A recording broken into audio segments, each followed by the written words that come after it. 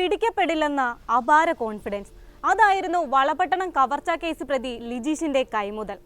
അയൽവാസിയും അരി വ്യാപാരിയുമായ അഷ്റഫിന്റെ വീട്ടിൽ നിന്ന് 1 കോടിയിലധികം രൂപയും 300 പവൻ സ്വർണവും മോഷ്ടിച്ചിട്ടും പോലീസിനൊപ്പം കള്ളനെ തിരയാൻ ലിജീഷിനെ സഹായിച്ചത് ആ കോൺഫിഡൻസ് തന്നെയാകണം. വെൽഡിംഗ് തൊഴിലാളിയാണ് ലിജീഷ്. ജോലിയിലെ നൈപുണ്യം വളപട്ടണത്തെ വമ്പൻ കവർച്ചയിൽ ലിജീഷിനെ കുറച്ചൊന്നുമല്ല സഹായിച്ചത്. സംസ്ഥാനത്തെ കവർച്ചാ കേസുകളുടെ ചരിത്രത്തിൽ തന്നെ ഏറ്റവും അപൂർവതകളുള്ള കേസായി അത് മാറിയതും ലിജീഷിന്റെ ഈ കഴിവുകൾ കൊണ്ട് തന്നെയാണ്. നവംബർ 20-ാം തീയതിയാണ് വളപട്ടണത്തെ അരി വ്യാപാരിയായ KP അഷ്റഫിന്റെ വീട്ടിൽ മോഷണം നടക്കുന്നത്. വിവാഹത്തിന് പോയ അഷ്റഫും കുടുംബവും തിരിച്ചെത്തുമ്പോൾ കാണുന്നത് വീടിന് പുറകിലെ ജനൽ അപ്പാടെ ഇളക്കി മാറ്റിയിരിക്കുന്നതായിരുന്നു.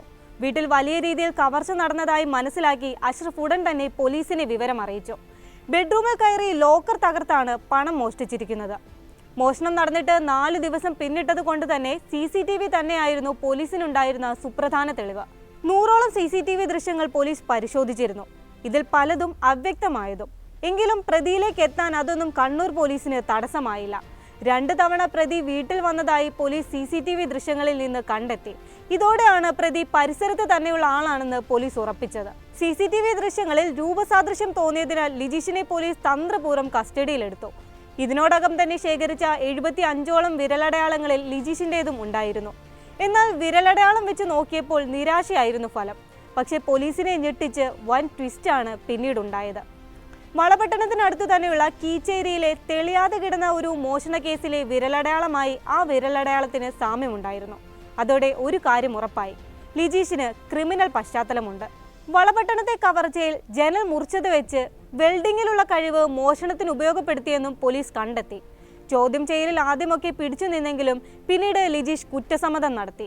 കഷണ്ടിയുള്ള ആളാണ് CCTV ദൃശ്യങ്ങളിൽ എന്നതും പ്രതിയിലേക്കെത്താൻ പോലീസിന് രക്ഷയായിരുന്നു. എത്ര തന്നെ ആയാലും പിടിക്കപ്പെടില്ല എന്ന ഉറച്ച വിശ്വാസം ലിജീഷിനുണ്ടായിരുന്നു. മറന്നുവെച്ച ഉളിയെടുക്കാൻ കവർച്ച നടത്തിയ വീട്ടിൽ തൊട്ടടുത്ത ദിവസം തിരിച്ചു ചെന്നതൊക്കെ പോലീസിനെ പോലും ആശ്ചര്യപ്പെടുത്തി. പിടിക്കപ്പെടുന്നത് വരെ കള്ളനെ പിടിക്കാൻ എല്ലാ സഹായവും പോലീസിന് വാഗ്ദാനം ചെയ്ത് ഇദ്ദേഹം കൂടെ തന്നെ ഉണ്ടായിരുന്നു. കവർച്ചയിലെ ആശ്ചര്യവും കൗതുകവും ഒക്കെ അയൽക്കാരോട് വെളിപ്പെടുത്തുകയും ചെയ്തു. മോഷ്ടിച്ച സ്വർണവും പണവും എന്തു വന്നാലും കാണിച്ചു തരില്ല എന്ന വാശിയായിരുന്നു ഇയാൾക്കെന്ന് പോലീസ് പറയുന്നുണ്ട്. കവർച്ച മുതൽ ഭൂമിയിലും ആകാശത്തുമല്ലാതെ സൂക്ഷിച്ചിട്ടുണ്ടെന്നും എനിക്ക് മാത്രമേ അത് കണ്ടെത്താനാകൂ എന്നുമൊക്കെ ഇയാൾ ACP രത്നകുമാറിനോട് പറഞ്ഞിരുന്നു.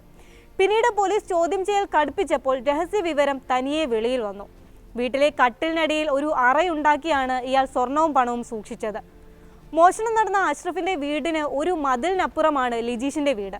അഷ്റഫിന്റെ വീട് നിരന്തരം നിരീക്ഷിച്ചാണ് പ്രതി മോഷണത്തിന് പ്ലാൻ ഇട്ടത്. മോഷണം മുതൽ സൂക്ഷിക്കാനുള്ള സ്ഥലമടക്കം കണ്ടെത്തിയായിരുന്നു ഇയാളുടെ നീക്കം. തൊട്ടടുത്ത് താമസിച്ചിട്ടും പരിചയം പോലും നടിക്കാൻ കൂട്ടാക്കാതിരുന്ന ലിജീഷ് വീട്ടിൽ കയറി കവർച്ച നടത്തിയതിന്റെ ഞെട്ടലിലാണ് അഷ്റഫിന്റെ കുടുംബം. ലിജീഷ് മോഷ്ടിച്ച 1,21 ലക്ഷം രൂപയും 267 പവൻ സ്വർണവും കോടതി നടപടികളിലൂടെയാവും ഇനി ഇവർക്ക് തിരിച്ചു കിട്ടുക. സ്വർണവും പണവും തങ്ങളുടേതാണെന്ന രേഖകൾ കാട്ടിയാൽ 1 മാസത്തിനകം ഇവ ലഭിക്കും.